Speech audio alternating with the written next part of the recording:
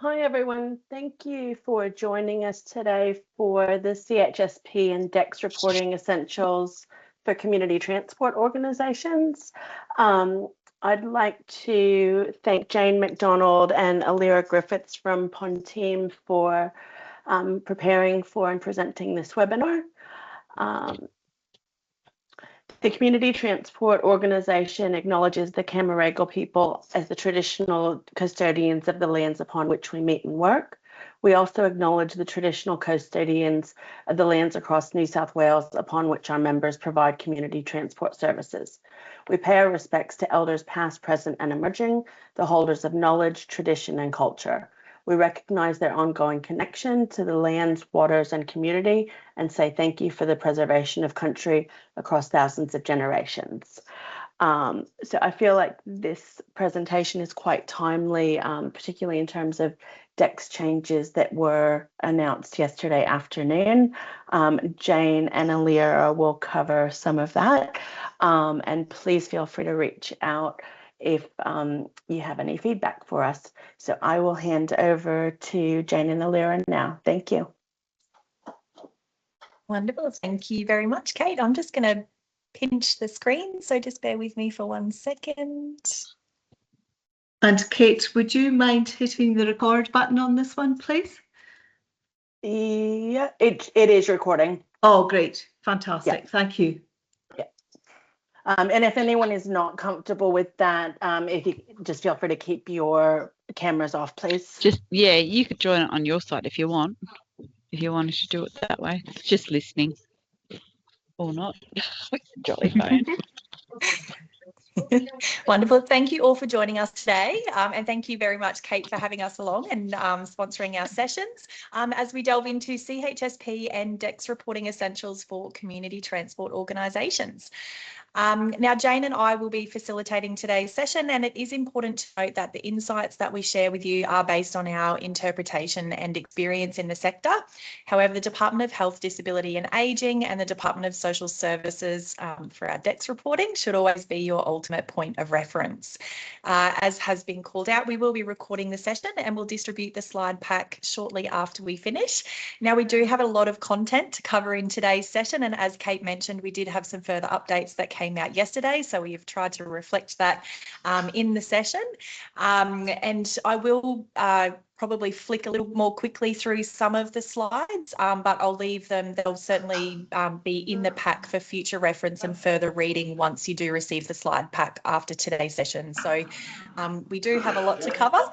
Feel free to ask any questions as we go, either by raising your virtual hand or typing in the chat, and we might just ask everyone if they can just be on mute, if that's okay. We're just getting a bit of feedback through there. Thank you. And hopefully we will have some time for questions at the end as well. So our learning objectives for today, including understanding the key elements of the CHSP and the data exchange. We'll run through how to run some of those useful DEX reports to help you to manage your data, reconcile it with your system, and also manage your CHSP contractual obligations. We'll run through some of the sorts of tools and templates and tips for setting, modelling and monitoring your CHSP targets. We'll run through those aged care reforms and those changes that are coming through DEX reporting that are impacting transport providers in particular. And we'll run through some brief information on planning for the future and some strategic considerations for your transport services.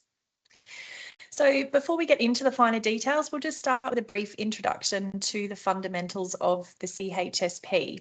Now, as I'm sure you're all aware, from the 1st of November, CHSP providers are registered providers under the New Aged Care Act.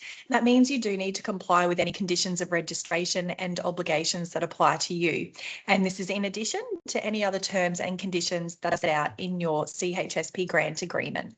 So some of those specific responsibilities, of course, include meeting the strengthened aged care quality standards, providing timely access to funded services, ensuring our staff are trained and meet the new worker screening requirements that came into effect in November as well.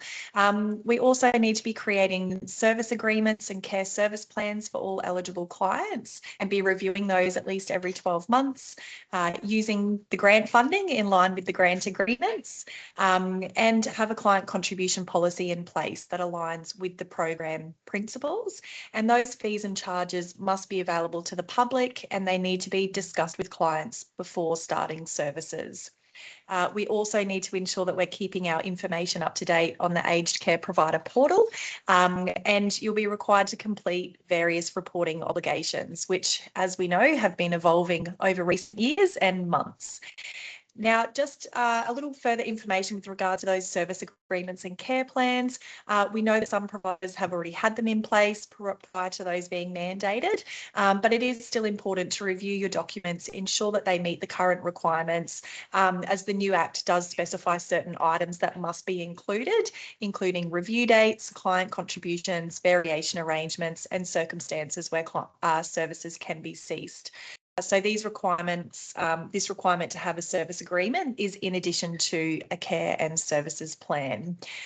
Now, to assist providers with this requirement, the department have released a CHSP service agreement template, including a supporting user guide and a provision of information checklist, which also includes details of information that needs to be provided to clients prior to service delivery. So this includes a statement about protection of personal information. So we'll briefly run through that as part of the DEC's privacy notification requirements, a statement of rights, code of conduct, and information on complaints process.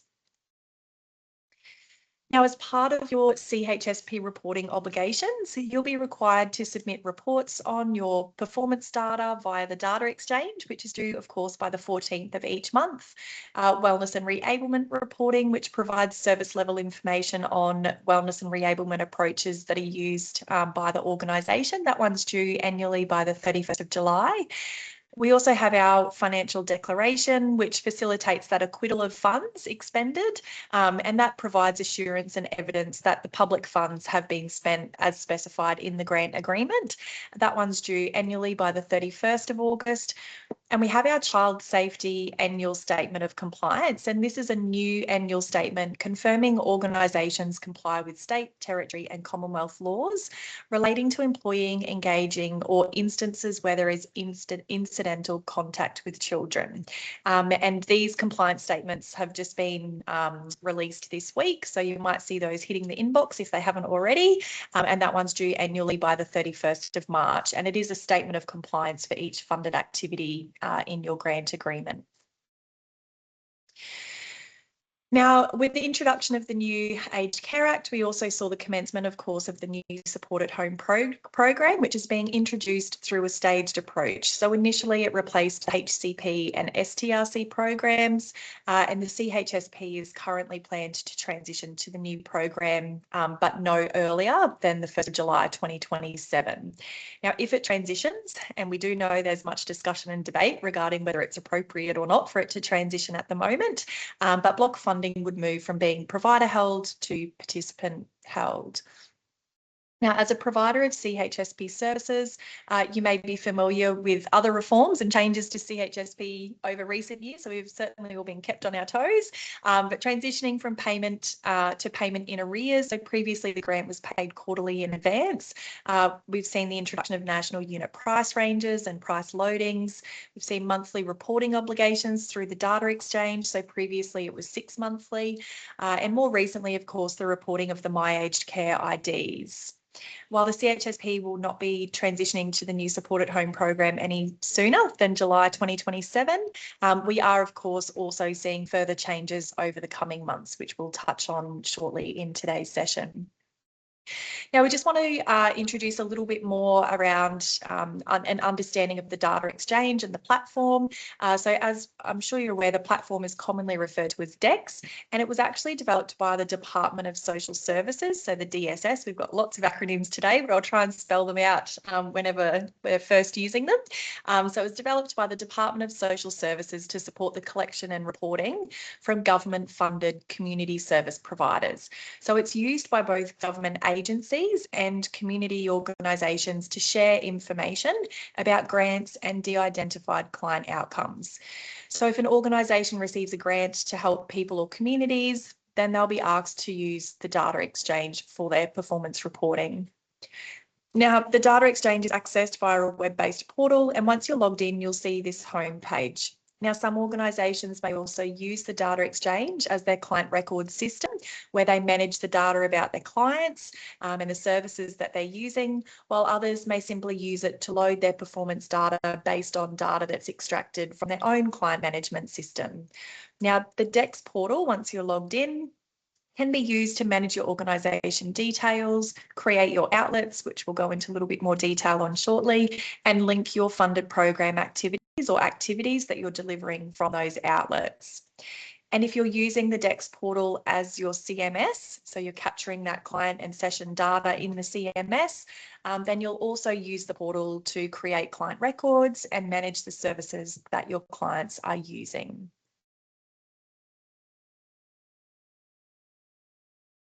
Now, there are some key resources that we wanted to call out that are available to support your performance reporting through the data exchange. Now, as we've mentioned, the data exchange is developed and hosted by the Department of Social Services.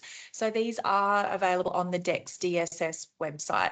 So the first document is our data exchange framework, and this document outlines the important concepts and high-level requirements associated with the DEX framework, and it is to be used as the key reference document for delivering program reporting on the data exchange.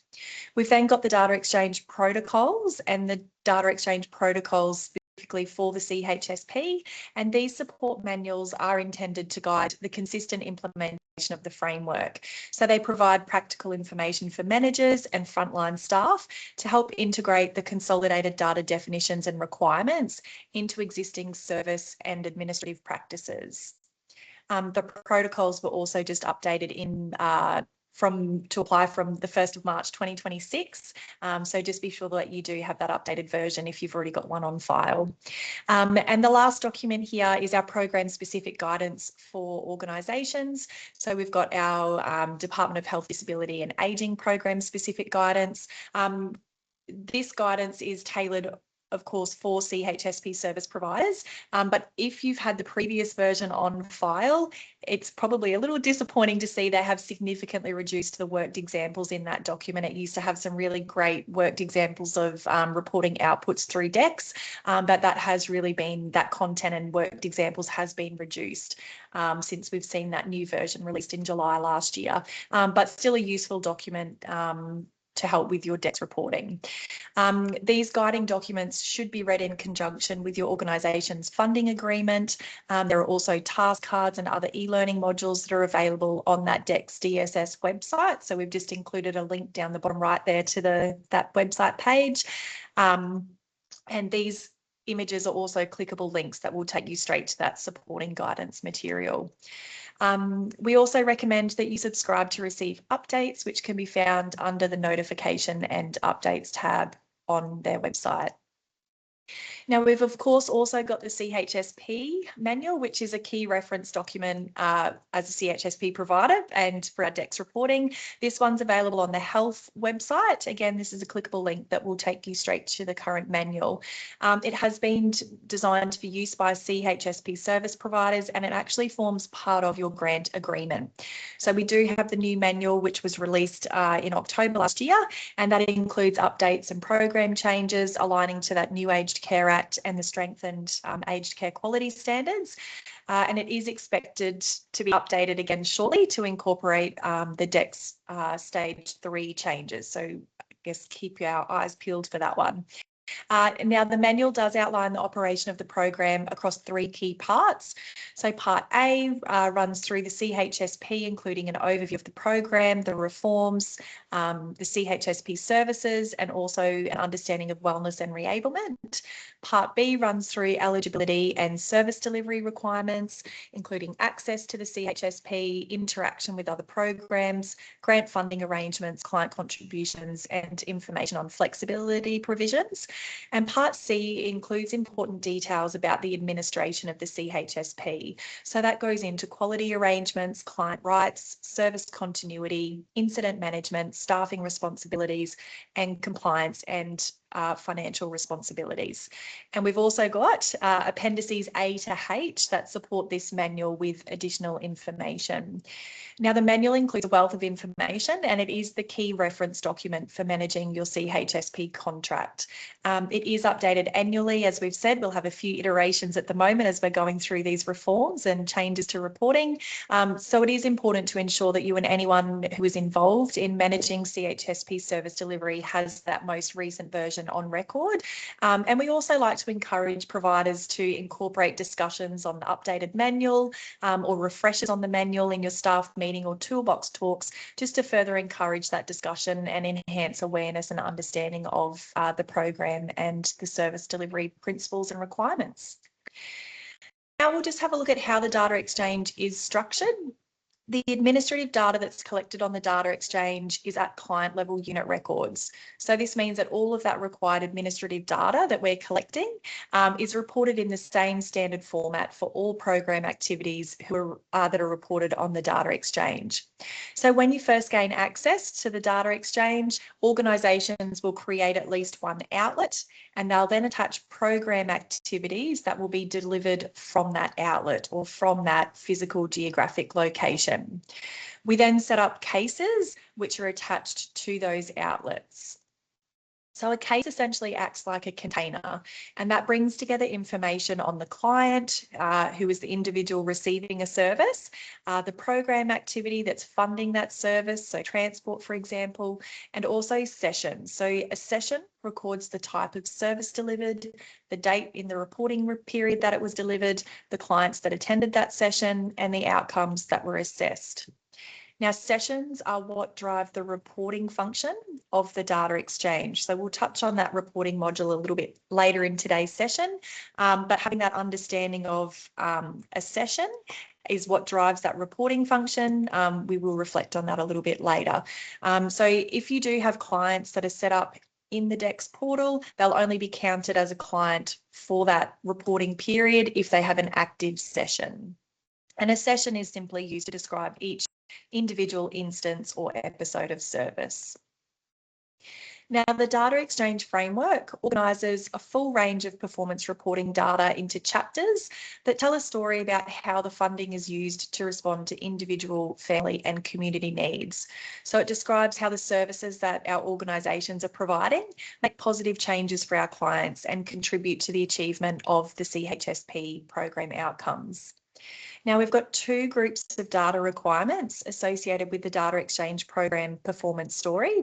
The first of which is our priority requirements, which are mandatory data requirements that link to telling the story about how much is being done in terms of the number and profile of clients helped and the services delivered. The second group is referred to as the partnership approach, and this is an extended optional set of data requirements that link to additional chapters of the story about how well is it being done and did we achieve what we expected. So both of these parts of the story are linked to what's referred to as standard client outcomes reporting, which you may hear referred to as SCORE data items. So they're an optional extended data set. So we'll briefly look at the priority requirements, which are mandatory for all organisations reporting performance data in the data exchange. Now, the list of priority requirements where the information on client details must be sourced is outlined in those data exchange protocols. So collating these details can be achieved either as part of your intake and assessment processes or perhaps through routine case management practices. Now, when we look at the priority requirements in relation to client details, the first 12 client data requirements relate to uniquely identifying the client and their key demographic characteristics. So this includes their name, date of birth, gender, residential location, Indigenous status, cultural and linguistic diversities, and any disabilities. The final requirements relate to obtaining the client's consent for the collection and storage of personal information and participation in follow-up research and evaluation activities. Now, it should be noted that the collection of each of these items does not mean that these are visible by the Department of Social Services or that they're instantly available to all users of the data exchange. So, for example, the client name is required to be collected, but this information is not visible to DSS. It is, however, used to generate the SLK or a statistical linkage key, and that's a 14-character algorithm which is used as a client identifier when reporting performance data through the platform to DSS.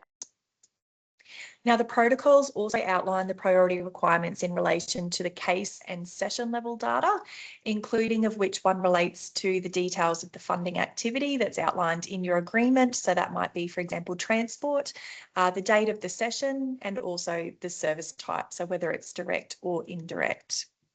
Now, the protocols also outline those important concepts and terminology that's associated with collecting and reporting our client level data. So it is important to understand that we do have an understanding of these concepts because they do underpin the framework of the data exchange.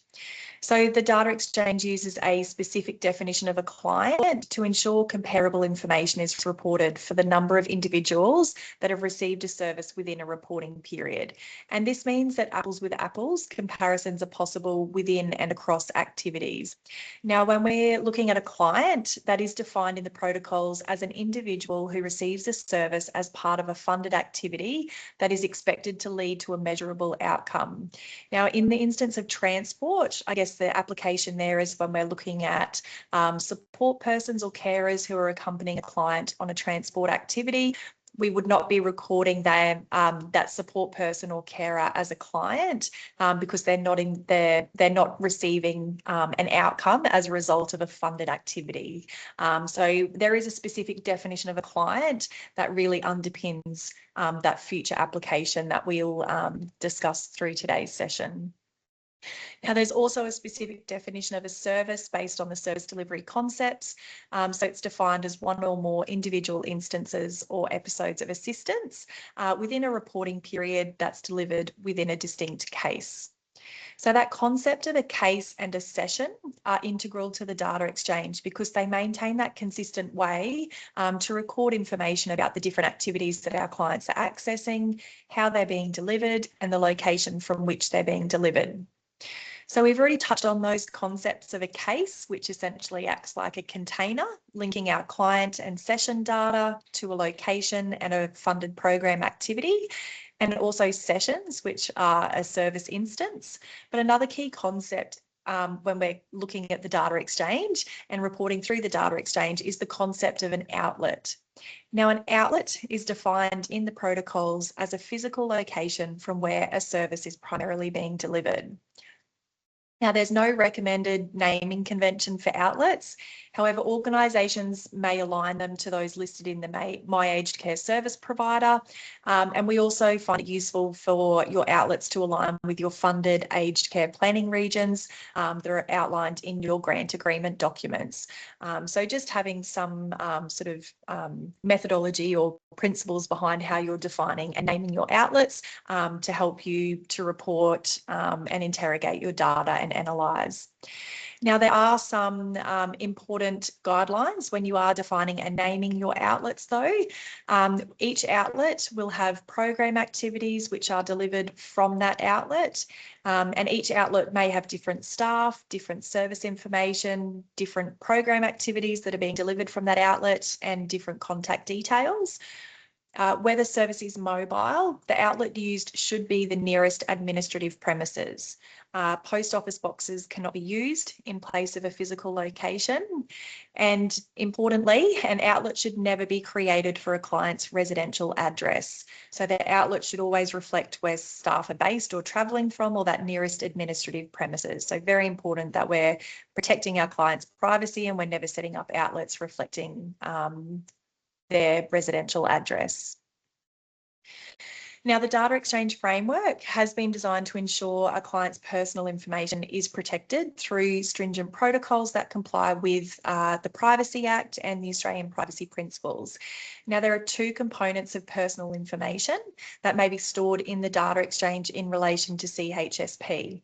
So part one is our mandatory collection of a client's My Aged Care ID, which came in from the 1st of July, where we've been capturing that in our own systems, but then reporting through into DEX from January.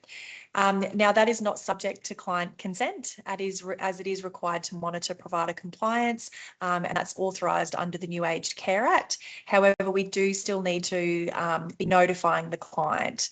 So part two is where we've got conditional storage of a client's personal information in DEX, which must have the client's consent. So this is only relevant for organisations using the data exchange as a client record system, or managing the client's case in the data exchange portal.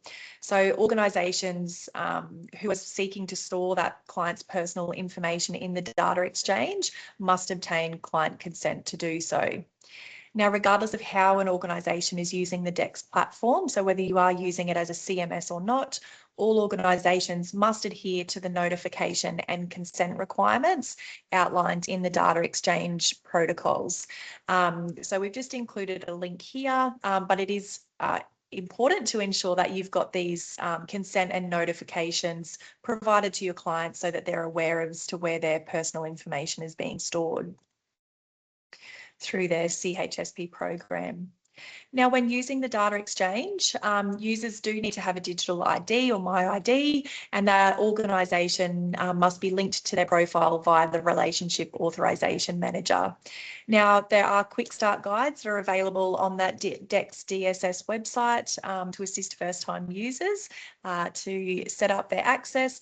And once you've accessed and logged in, you'll see a homepage similar to this one. Now, there are different ways that an organisation can load their performance data into DEX depending on their IT capability. So you may log into the DEX portal and enter it directly via a web-based manual data entry. You may use a bulk upload via an XML file, or you may do a system-to-system transfer. So that's just pushing your performance reporting data directly from your system into the DEX reporting into the DEX system without having to do an import or export. And some providers may also use a combination of those methods. Now, we've just included a couple of links to supporting materials for providers who use the bulk upload method. So this guide explains any errors that may be encountered during the upload process, and also the web services technical specifications for those who are using or looking to use automated transfers.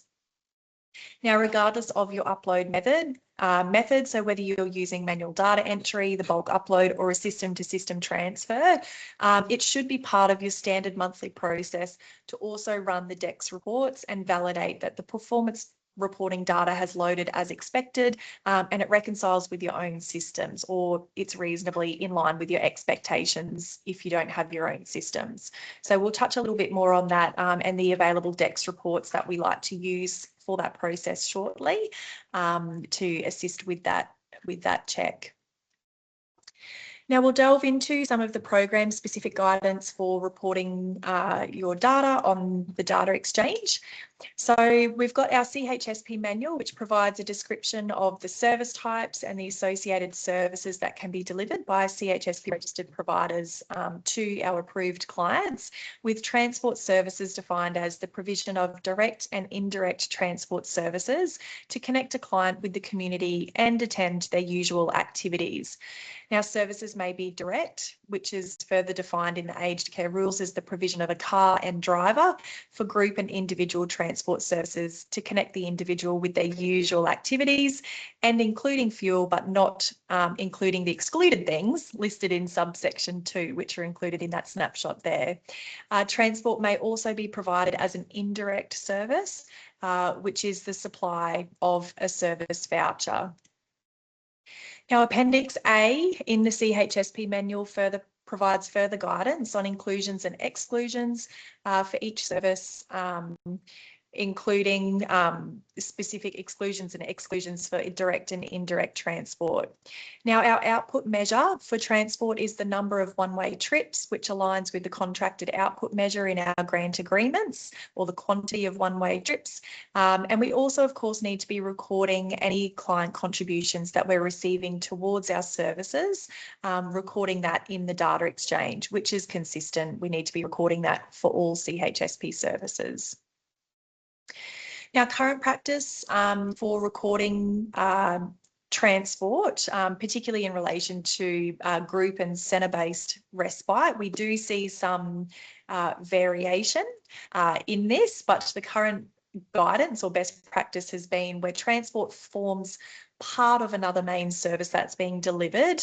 So, for example, a bus trip as part of a group social support excursion, the transport component of that should not be counted or reported separately within the data exchange.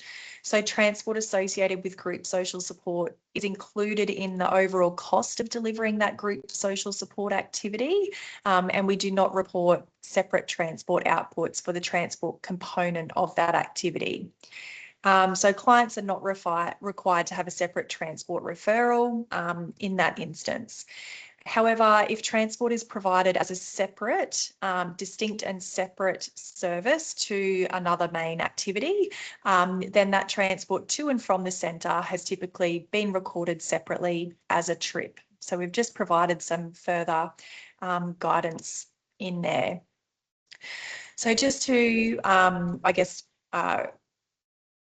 reiterate, our output measure for our transport is the quantity of one-way trips. Service providers, we need to ensure that you're counting clients separate to carers. So clients, we're recording that output as a measurable output against our client, and that as the client is the person who's expected to receive a measurable outcome from the service.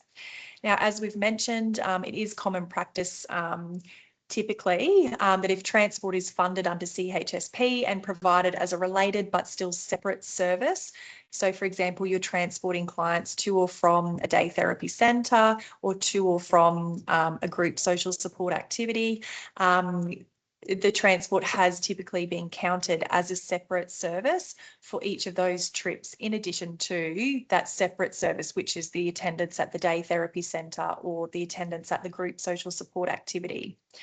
But this differs from when transport is part of or incidental to another main service. For example, that excursion, where that main purpose would be that group social support. And in those instances, the transport outputs would not typically be, or should not be, recorded separately. And when we're declaring the cost of that group social support service, we will be pulling through any of those related transport costs as part of that acquittal process. Now, this is an area where we do see some variations in how providers are currently recording their outputs. I did have a little poll, but it doesn't seem to be showing up for me to run, sorry. But does anybody want to, does anybody have any questions or insights or want any clarification around this process of recording outputs where there's that sort of dual service offering, or there's probably been a little bit of grey in some of these areas? Does anybody have any questions or want to open up any discussion in this space before we move on? Amber, yep. How you going? Hey, I'm good, Amber. How are you? Good. Just clarifying. Okay, so if we've got a group, elders group, that go on a day trip just for the day. They make their own way to the centre, and then we have a bus for them. So none of the bus is counted in those figures, and that's just all part of the day out. Is that correct? Yes, that's correct. Okay, good. Yeah. Thank you. That's good. So just ensure, Amber, that you are, when you are preparing your financial declaration, your acquittal, that you're allocating, whether it's a proportion of that bus cost and the running costs, you're apportioning that to your social support group activity as part of that declaration. Yeah, and incorporating it in any client contributions as well. So you might have a different client contribution rate for group social support excursions compared to other group activities, for example. So that's sort of how that or the intent of that works. But it is an area where we have seen some different practices. Yeah. Thanks, Amber. Karen. Thank you. Just wanted to clarify as well, please. So if we've got clients coming into the centre for group activities, but we're picking them up by our buses, am I classing that as transport? So Karen, I do have an example, because this is something that came out yesterday as part of the new guidance, where there does seem to be some a change in the guidance and a bit of a discrepancy with prior guidance. So I'll jump ahead and quickly show you while we're there, because you're absolutely correct in that instance. I'll just show you here. So I'll jump ahead just a little bit. So under the new guidance, it seems to indicate, so this is an extract from the DEC Stage 3 guidance, it seems to indicate that you wouldn't need a separate approval essentially if the transport is linked to group social support activity. So you'd just be recording the group social support activity, and then you might have a different cost if the client requires transport to attend that group activity. So that's different. I've just included an extract. I had a copy of a previous DEX program specific guidance from the DEX DSS website, and it specifically outlined that if you deliver both transport and group social support, then you should record the transport to and from the centre separately to the group social support activity outputs. So we have sought clarification. We are seeking clarification on the interpretation of that in the new guidance, because it does differ from the previous guidance, which can be a big change for providers because they can be quite a significant number of outputs. So there's probably a little bit of a watch this space in that instance. Sorry, Karen, but the current practice, and Karen, do you current practice again does differ, but the current guidance had been in accordance with the DEX program specific guidance, which was if you've got the separate transport funding and it's a distinct and separate service to bring them to or from the activity, then you could be recording that as a transport output. Yeah, great, thank you. I don't know if this changed anything. Some of the clients are coming in not under SSG referral codes, but under centre-based respite. Does that change how transport is captured then? No. Similar concept as well. Okay, thank you. Yeah. Thanks so much. Yeah. Does anybody else have any guidance or insights or comments in relation to, is it Peter?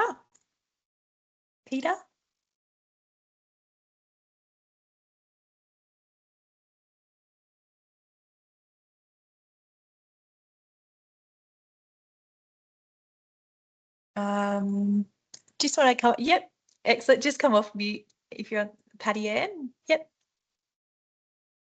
Just one question, and I can see that it's been updated in the DEX.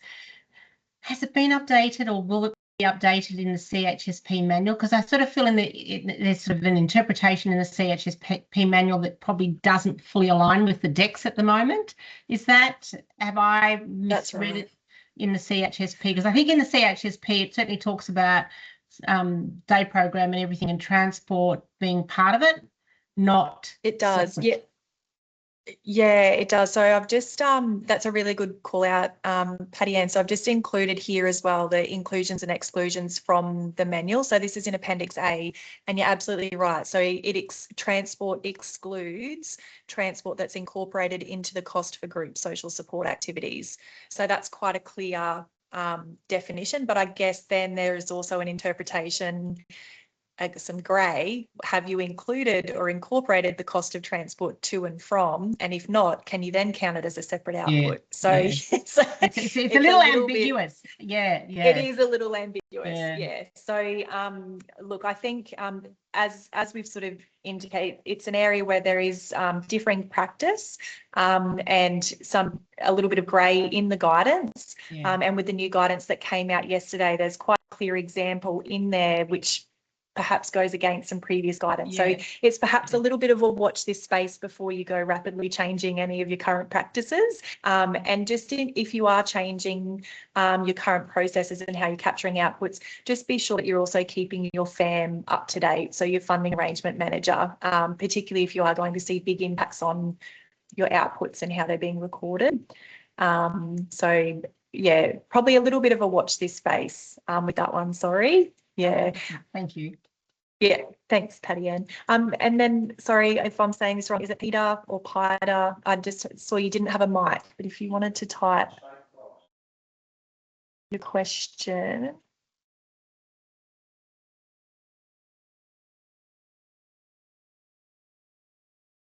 Okay, we might just want to, we'll come back to that one if it comes through. Now for program-specific guidance, as a provider of CHSP services, we are of course required to undertake a small number of assessment functions where they're intrinsic to the service that's being delivered. And where that service level assessment involves direct client interaction, the amount of that assistance provided can be recorded in DEX as a session of that service subtype. So that will include things like our service level assessments, our formal review that must be taken at least annually, requesting a support plan review by an assessor. So all of those sorts of activities we can be capturing outputs for. Again, this is where we've seen a difference in relation to recording of those outputs, particularly for transport and meals, where we report quantity, not hours. So how we have typically seen this in practice would be some providers are recording outputs when they're doing a review, for example, of a transport or a meals client, whereas other providers are only keeping the outputs as the quantity of trips or quantity of meals, but they'll certainly still be capturing that cost of delivering that assessment service when they're doing that annual financial declaration. So again, probably something I'm not sure if anyone wants to open up here. Our interpretation has always been that when we're reporting transport, that quantity should be reflecting just the number of one-way trips, and the cost associated with these assessment functions comes through that financial declaration piece. But I think I've just seen a comment in there that we are seeing some providers, or there has been some guidance where you can be recording an output for those reviews. So I'm not sure if we want to open up some discussion again for this section.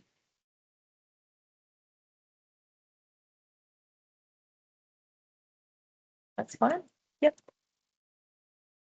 Yeah. And then what should not be recorded as an output, and this goes across all services: time spent travelling to and from clients' homes when we're delivering the service, and time spent in administration or planning. So we should not be recording outputs for those sorts of costs. However, we should certainly be capturing all of those costs when we're pulling through that financial declaration. So there is that I guess, disconnect which exists between the recording of our outputs through the DEX portal and that financial declaration.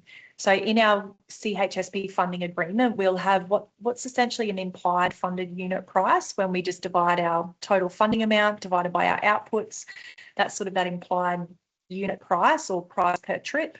But then we've got our actual cost of service delivery, and it is important to ensure that our outputs are reflecting that true output in accordance with our guidance, and our costs are reflecting our true cost associated with delivering that service. And then once we do our annual declaration, if we divide our total funds that we're declaring by our outputs, which are hopefully accurately recorded, then that will give us our true cost that we're equating per output or trip delivered.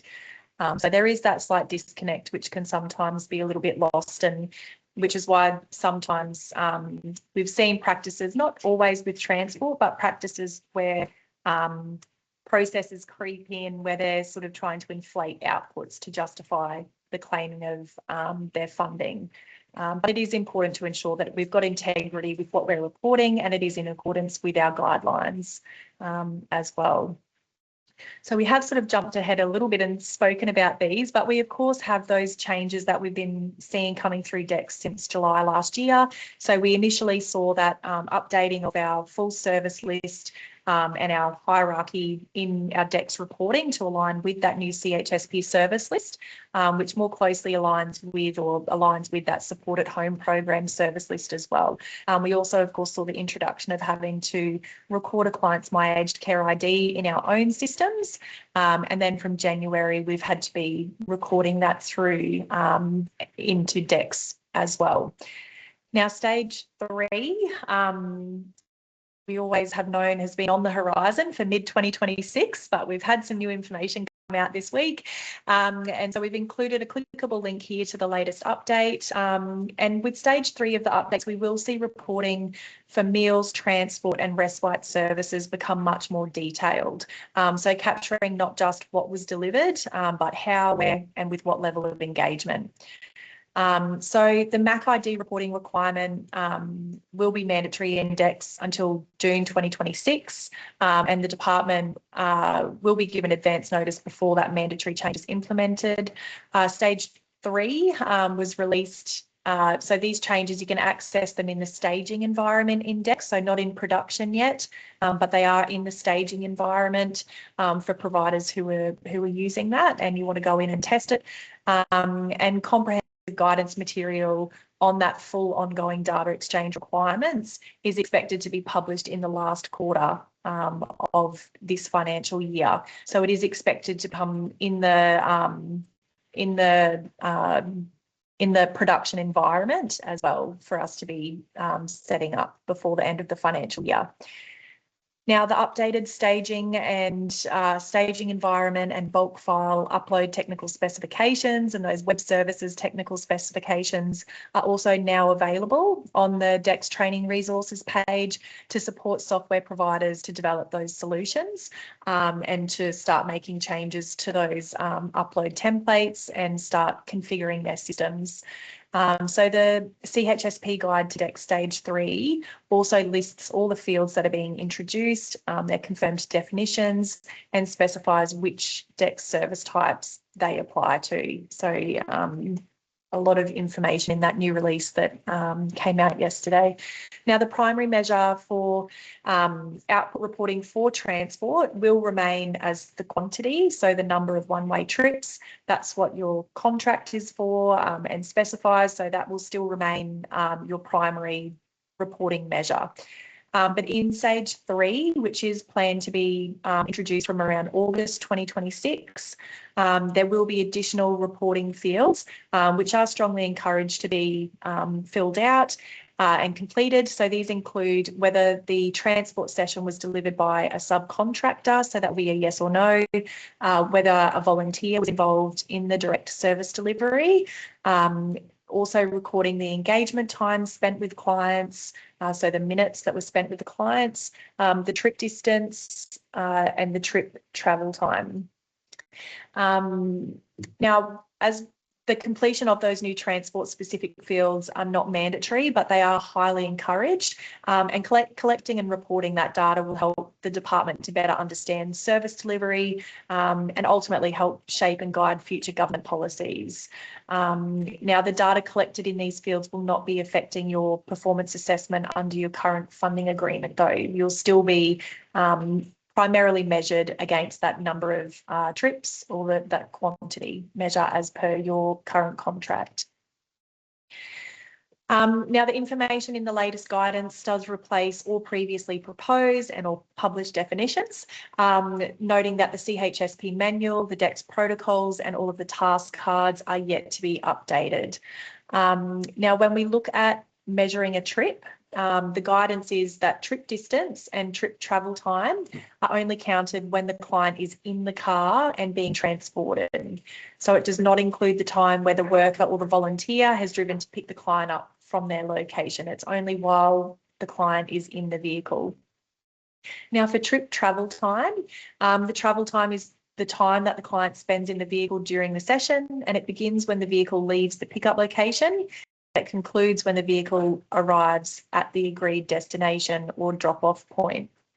Now, if the transport session has multiple clients or a group session, for example, the trip travel time begins when the vehicle leaves the first client pickup point, and it continues right through all of the pickups until you arrive at the final drop-off point for the last client. Trip distance is the distance that the car has travelled to transport the client to their usual activities. So it starts when the vehicle leaves the pickup location and concludes when the vehicle arrives at the agreed location. And if the transport has multiple sessions, that trip distance is similar to trip time. So it begins when the vehicle leaves the first client and pickup point and continues right through each of the pickups until the vehicle arrives at the final drop-off point. So you can see a significant amount of extra data that's needing to be captured, and logistics around implementing that in your service, depending on your current system capability, may require some time as well. So we've also got a reporting field around the engagement time spent with clients. So this is the time where the worker or the volunteer would be assisting the client in preparing them for the transport, or perhaps when the client returns home after transport. For example, meeting the client at their door, ensuring that they've got their bags ready before they get on the vehicle, or assisting them to and from the vehicle. So they are wanting that captured separately as engagement time with the client. Now, engagement time does not apply to indirect transport. It's part of the taxi or rideshare service to ensure that the client gets in the car safely.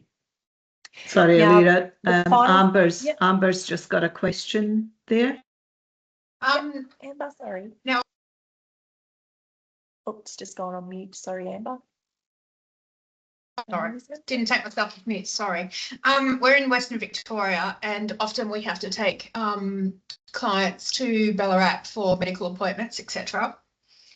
So, and we can't leave them there. Like, we've got to stay there, wait for them, and then bring them back. So what happens to that time where we're actually waiting? What is that counted as? Yeah, so look, at the moment, it doesn't appear that they're capturing that time.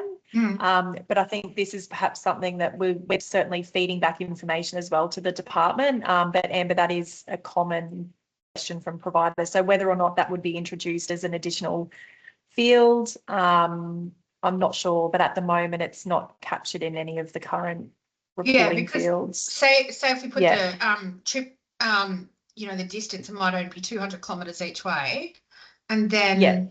But it's not like you can pop back and do another trip. No, that's right. And then the travel time, like it might end up being 5 or 6 hours for 400 kilometres. So you just, I don't know, they might think, oh, that's a bit of a disconnect there. What's going on? Yeah. So I think it's, I guess, do you have a system that you're satisfied with for reporting and recording the travel activity, Amber? Like, can you see that in your system? Yeah. Does anyone have a system that they're, or their systems that they're, I guess, confident with at the moment, and they're satisfied that they're, able to be reporting all of these new fields that are coming up, or if they already got this data, access to this data? Because I think that can be some good knowledge sharing as well amongst peers.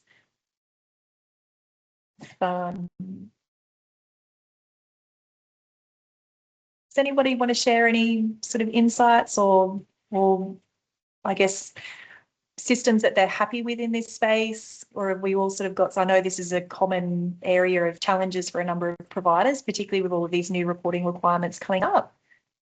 That might be a separate session on going through that. Using route match, yeah. Thanks, Alison. Yeah, that's been a common, particularly with the New South Wales. Steph, yep.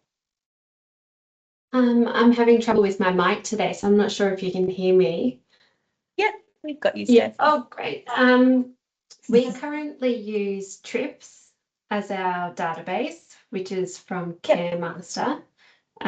We also have a slightly different source of funding with social support individuals. So we also capture travel time, and measuring the engagement spent with the client. So we've currently put that in, or it's already captured within the trip database under multiple different fields, I guess.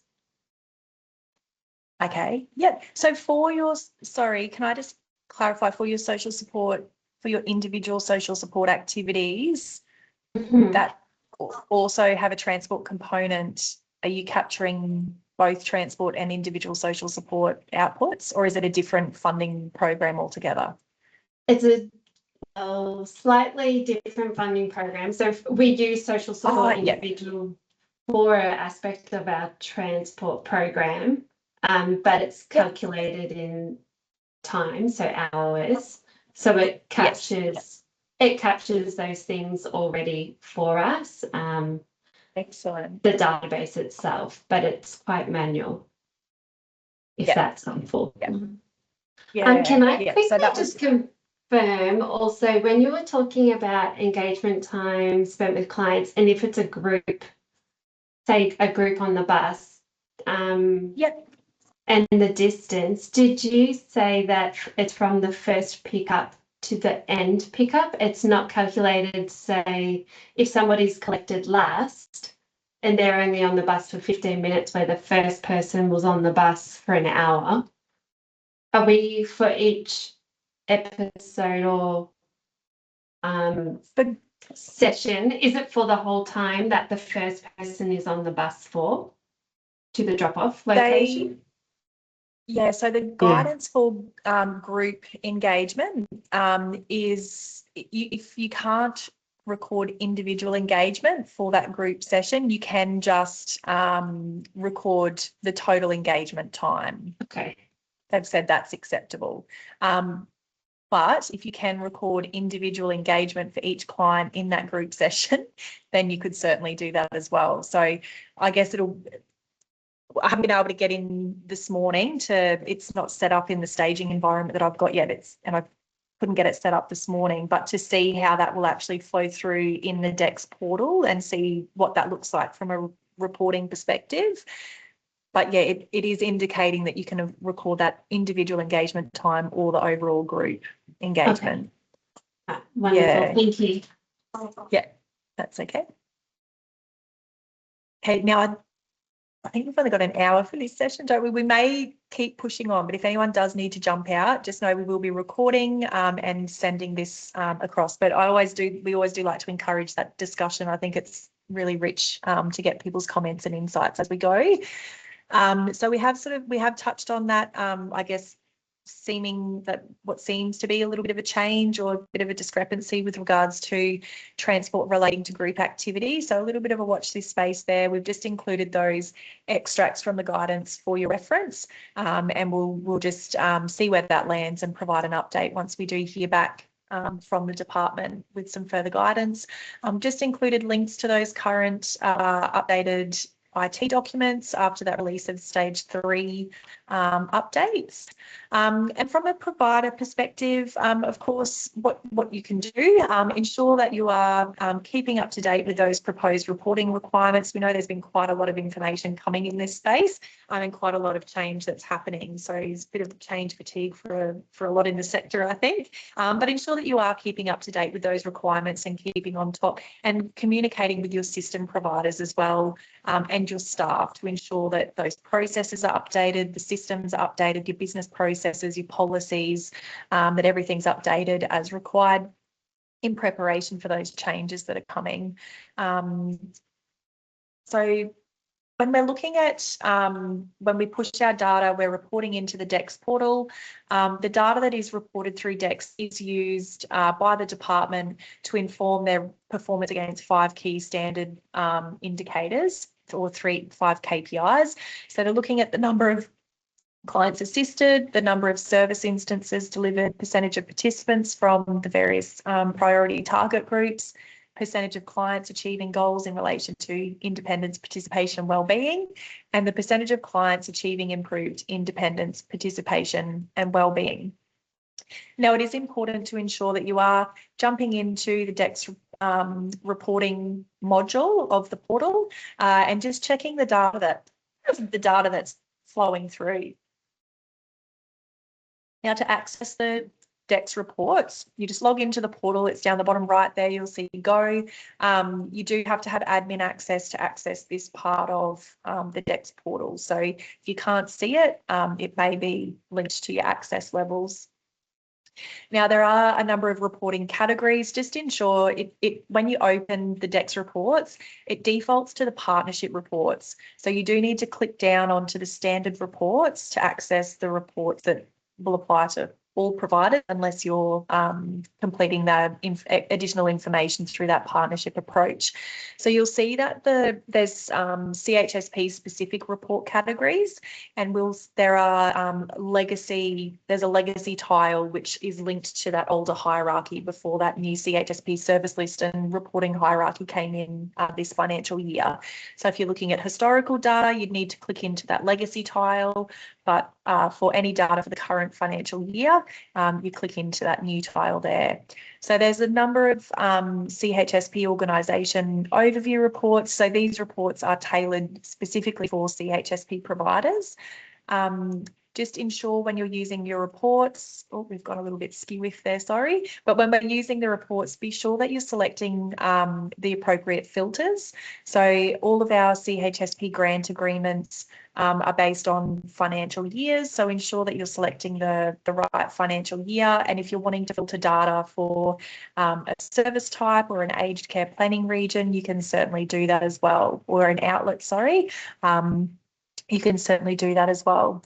So we've got a great snapshot on the overview report on the number of clients, number of sessions, total fees and total outputs. So that's based on the filtered criteria. So you can see up the top there that we've got that little tab that shows that we've got a filter for the session financial year. And on the left, you can see there's a little bit of green on that run under session financial year. So that's indicating that we've got a filter set. So just ensure you've always got the right filter set, otherwise the data looks a bit skew-if. We've then got outlets. So this is where we've got an active session. So remember that key sort of principle up front. Data will only be showing through this reporting module for the filtered criteria if we have an active session for, in this case, for that outlet. So that's what's driving this. It won't show you all outlets that you've got set up. It will just show you when you've got an active session in that reporting period. We've then got hours and quantity by service type. So this is a great report. It shows reported outputs for the year to date or a select financial year or period in a select financial year. So that's certainly a great report. For monitoring your outputs, we've then got fees and costs. So this is where you're declaring those client contributions towards your services. This one is probably my favourite report. So this is hours and quantity by period. And it's great to track and update a spreadsheet to track against your contracted outputs.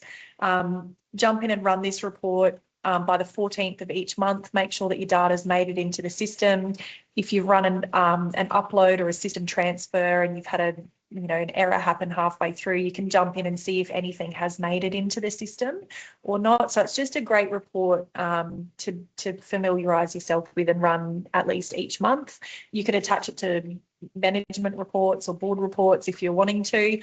But one downfall of the DEX portal is certainly it doesn't have your contracted outputs loaded in there to compare your actual performance data to. So you do need to still have another method, whether it's an Excel spreadsheet or your own systems, to be tracking your actual performance against your contracted performance as well. We've then got some demographic reports as well based on that data that we're collecting through those priority requirements. And there's a final reporting there on CHSP overview reports in the client home living situation.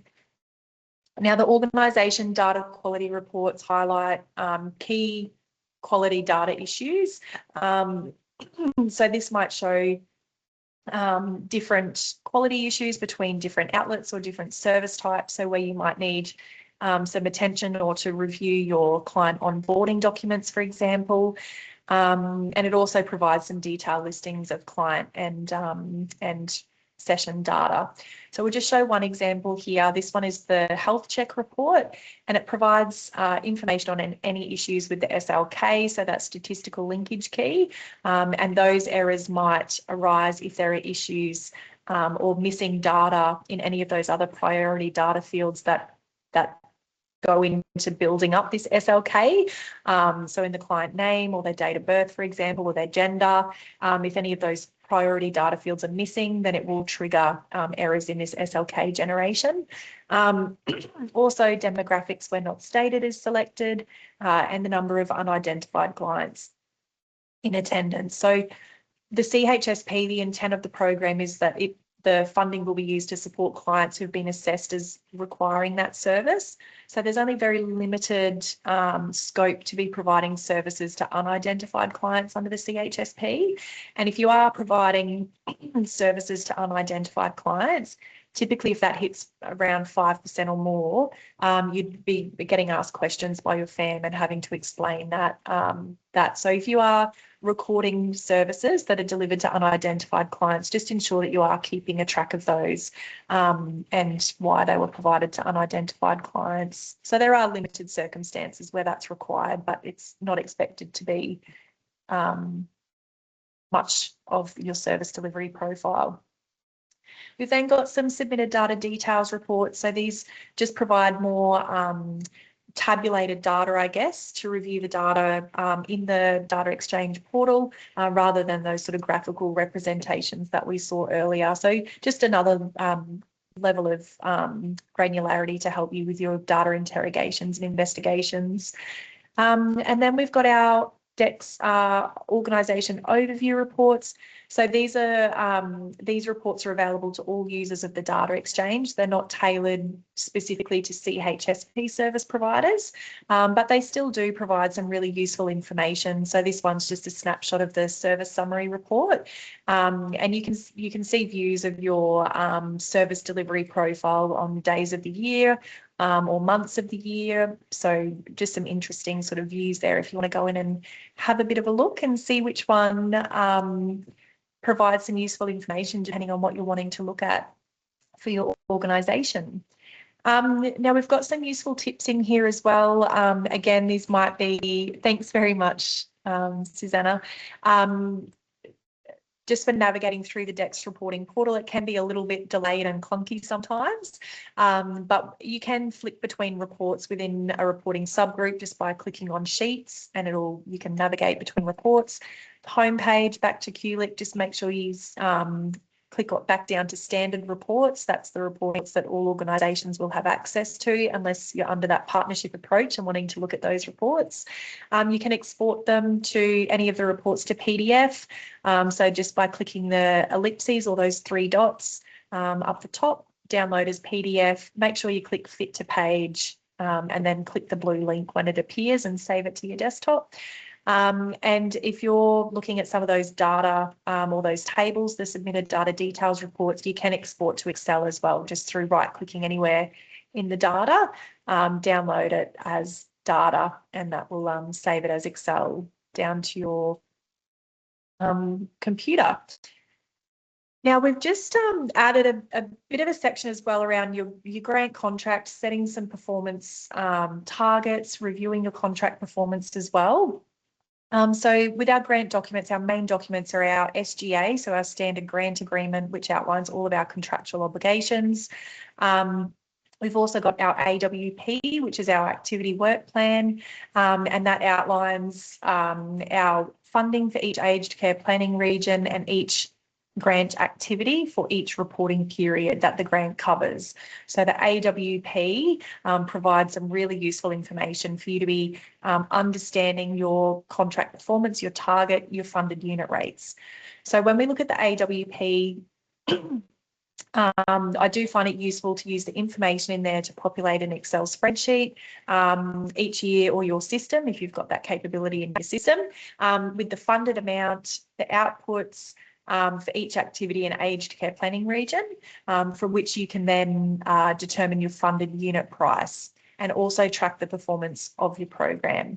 So once you calculate your unit price, which is simply the funding divided by your outputs, You can then compare that with the funded unit price ranges that are outlined in that CHSP manual, and you can see where your organisation sits in relation to their funded unit price. You can also use this to compare to your own unit price. So if you've done some cost to serve work and you understand the unit price of delivering your transport services, this just gives you a bit of an idea as to where your CHSP sits in relation to how well you're funded, or where your funded unit price sits in relation to how much it costs you on average to deliver that service. So for some providers, they may be underfunded here if they haven't negotiated funded unit prices that aligns with their actual cost to deliver that transport service.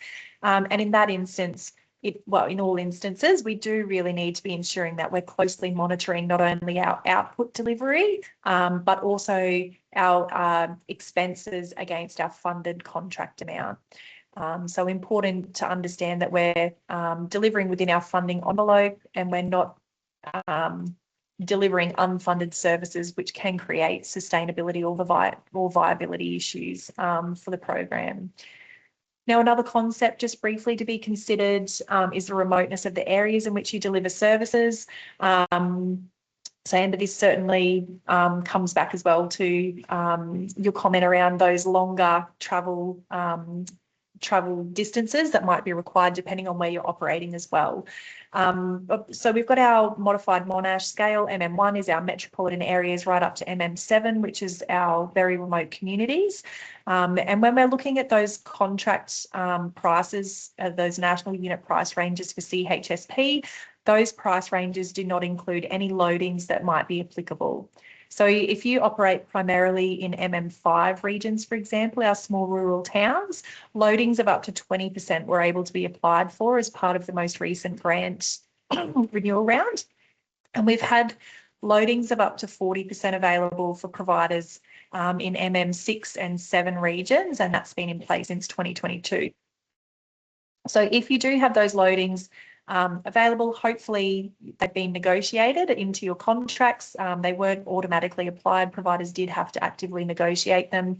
And it was typically that the funding would stay the same and the outputs would just be reduced, which in turn sort of increases that implied funded unit rate as well. So again, just something else to understand when you're looking at your funded unit prices, comparing it to the prices of delivering the service in different regions, or comparing to that CHSP unit price ranges that you may need to consider loadings when you're doing those comparisons. So it can be useful as well just to do some sort of visual representation, I guess, as to where you sit with your funded unit price compared to those national unit price ranges. And you can also benchmark your client contribution rate for the service against the client contribution ranges as well in that same document. So just when it can be beneficial when you're doing those contract negotiations or reviews for you to understand where you're currently sitting and what levers you might be able to pull, because if you're currently not charging, or you're currently at the very low level of client contributions towards your services and you're having viability issues or financial performance issues with the program, that might be a lever where you can pull to sort of look at potentially introducing some increased client contributions to assist with that service delivery and sustainability of service delivery. The other lever is certainly looking at your output delivery and ensuring that you're managing your outputs within your funding envelope and those services. Now we've got a little, quite a simplistic tool, just an Excel-based tool that we've developed just to help providers when tracking not only their outputs against their contracted outputs, but also to help track their funding or their expenditure against their contract. So ensuring that you're tracking both of those components of your contract and not just looking at your outputs just ensures that you're tracking that hopefully you're not overspending on your funding, resulting in unfunded services being delivered, which is certainly not ideal with the sustainability and cost pressures faced by the sector. And secondly, it allows you to identify any potential unspent funds. So giving you time to proactively plan and utilise those funds, or consider applying flexibility or spending them within the grant guidelines rather than returning them to the department. So that's just a simple little tool there. Now, just very briefly, our annual financial declaration, this one's of course due the 31st of August each year. It is important to ensure that you're allocating you've got a bit of a workbook behind this, and you're allocating your business overheads as well to those activities, and allocating your service costs associated with those activities. So the example called out earlier with transport, for example, for group social support excursions, having some sort of methodology to allocate that cost to the appropriate funded grant activity. It is also important to ensure, as we've said, that you're pulling through an allocation of business overheads into these acquitted costs, and that we net off any client contributions that we're receiving towards services in the amount that we're declaring as well. So those client contributions should be offset against our expenditure, and then we declare the net amount in this financial declaration. Now, it is always just a little check, I guess, to ensure as well that you've got your chart of accounts set up to allow you to easily track the expenditure through this reporting as well. So if you find that you don't have, it would be great if you had a different cost centre or different accounts. The sooner you get that into place, the sooner you've got more detailed data and better data for that reporting and decision making moving forward. So always a good little reminder just to check and challenge, I guess, how things have been done and if they could be done a little bit differently, including setting up your chart of accounts.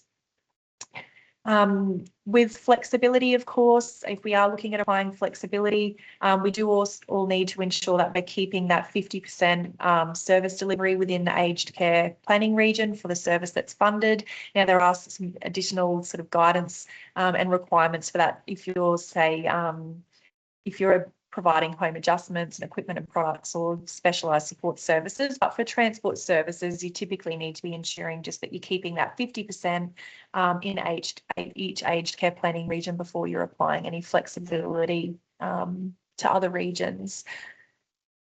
Now, we've just included a little bit extra in this, haven't we? We're almost there, guys. Sorry, we've run a little bit over, but just some guidance as well and some insights in if you're looking at implementing some benchmarks for your transport program. So we've just included some ideas in here or some tips for benchmarking. So key financial benchmarks, pretty straightforward, looking at your funding utilisation of the proportion of your grant funding that you're using, your profitability of the program or that sort of sustainability margin, if you're not wanting to call it a profit margin, client contributions as a percentage of revenue, and sort of tracking how that's looking over time, your overhead ratios, cost per trips, all of those sorts of great financial metrics, and sort of benchmarking and looking at those trends over time can provide some really useful insights. When we're looking at operational indicators, looking at things like our staff utilisation, our vehicle utilisation, trip rate per day, average vehicle age, trip fill rates, dead running time, on-time pickup, service cancellation. So there's a lot of things we can be looking at here to really be managing that overall performance of that transport program. Where we then look at opportunities for improvement. So we've seen some really great examples in this space where we've worked with providers to really refine and review their transport service program, and perhaps they were running at a significant loss, and we've been able to work with them to help turn that around. So that will be looking at things like our vehicle, our utilisation rates and offloading any excess vehicles or improving utilisation of vehicles, better supporting systems to allow us to better manage our vehicles and our workforce as well, and that workforce structure and how we're making that up, looking at whether you can utilise that indirect transport option if you're not already utilising that. So implementing some vouchers and reducing some of that reliance if it's suitable for your client demographic and the regions in which you operate. We know that's not an option everywhere. But really having that bit of a lens to review the current models that you're delivering your transport services under and the vehicles that you're using to deliver those services, and whether you've got some changes that could be made in that space to improve the performance of the program and service more clients, hopefully, or better service your clients as well. So just some ideas there. In terms of optimising our financial performance as well, ensuring that we've got accurate service coding in place that's in accordance with our guidelines. Hopefully we've got some sustainable unit pricing in place and client contribution rates. If not, ensure that we're having those we've got the awareness as to what our actual cost of delivering that service is compared to what we're funded, and that we're informed when we're having those discussions with our FAM around why our outputs might be below our contract or why our cost might be higher than what we're subsidised. So just ensuring that you're informed when you're having those discussions as well, and trying to limit any viability exposure of programs sort of running over their funding allocation. Certainly looking at our costs, scheduling optimisation can be a huge one in this space, managing broken shifts, top-up hours, cancellations, you know, that sort of dead time is called out between transport trips when there's, you know, not much that can be done in that time in between while we're waiting. As we've called out, reviewing that service model, indirect versus direct transport, owned versus leased vehicles, upgrading the fleet if you've got high sort of repairs and maintenance costs or unreliability of vehicles, for example, and that workforce structure as well, casuals versus permanent versus associated providers, and not, of course, losing sight of our supporting systems. And as we're seeing that sort of more reporting, increased reporting fields coming through, it is really a key time for providers to be really having a look at their systems, ensuring that they're going to be able to support that increased reporting that's coming through and not creating additional manual workarounds and highly inefficient processes that just, you know, add cost. We want stuff streamlined, automated, limiting those manual workarounds wherever possible. So we've included just some little, I'll just breeze over these ones, I guess, but just some, you know, that you can build some really great, insightful models to model your targeted performance and understand what that might look like based on workforce utilisation rates, vehicles that you've got available, your targeted outputs, average trip duration. So some great modelling that you can do to set those targets as well, and to track your performance moving forward. As we've called out, it is really important to ensure that your data has integrity and that it's accurate in accordance with current guidelines. So we have seen some different practices creep in over the years, as we've said, and it's a great time now just to have that little bit of a sit back and refresh, check how things are being recorded, what codes are being used, are they pulling through for debts, are they not pulling through, should they be recorded, should they not be, the activity, look at what our work instructions, our policies and procedures are looking like, do they need refreshing as well, because we have seen a lot of change that's come through, so we do need to be ensuring that all of that sort of, you know, back office processes and procedures are all up to date and reflecting that as well. So ensuring that our data's got integrity, recording it regularly, particularly if you're recording through manual data entry. We don't want to be leaving it till the end of the month.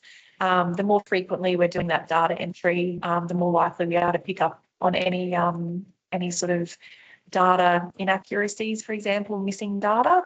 And as we've said, we do really encourage you to familiarise yourselves with those VEX reports and ensure that they're reconciling back with your systems and the data that you would expect to be pulling through in your DEX reports as well. So just some tips here. These ones are all pretty straightforward. Using those different options in the reports, looking at your trends. I always like to look at trends over time, not just at a point in time. Use those supporting resources that are available. So we've got the reports and the guidance on the DEX DSS website.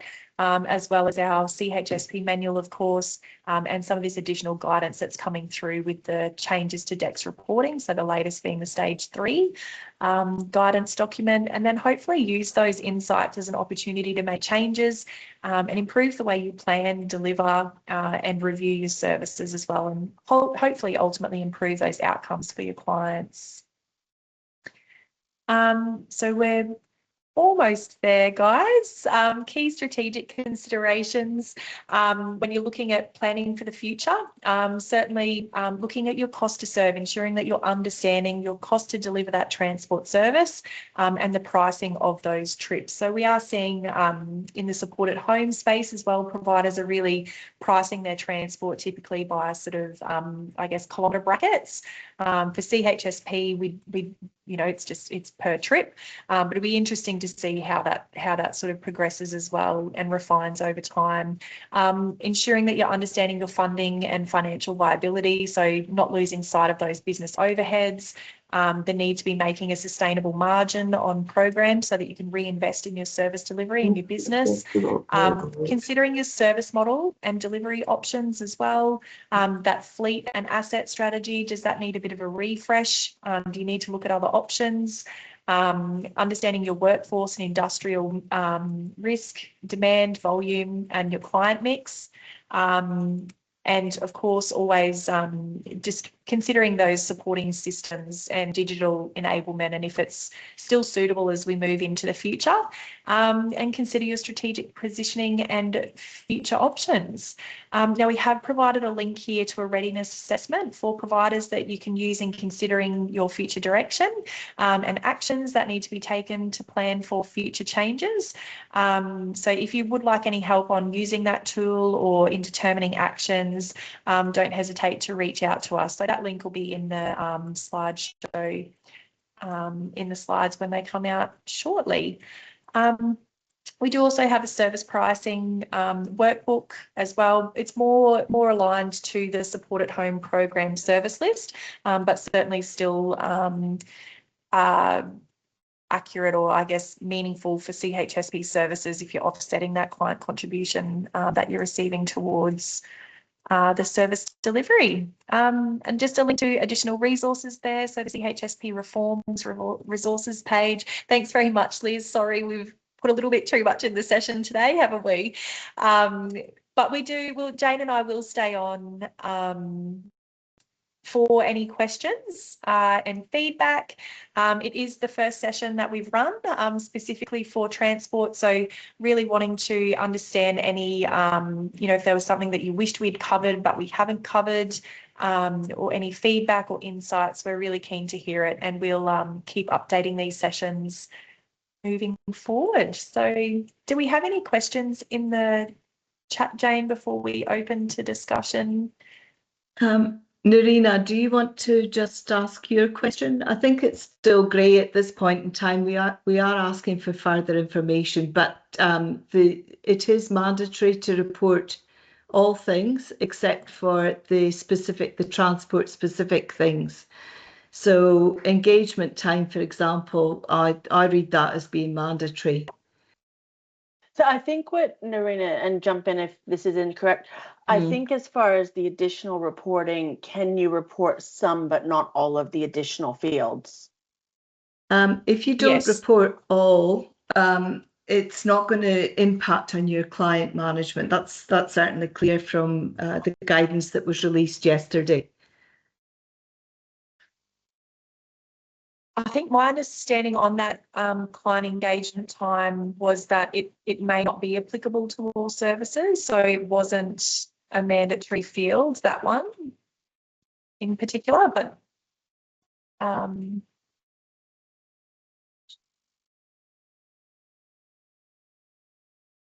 we might just pull that out when we send. So we'll send around an email with the slide pack as well, but we might just pull that out of the out of that stage 3 guidance. And yes, we will send a copy of the presentation and the recording.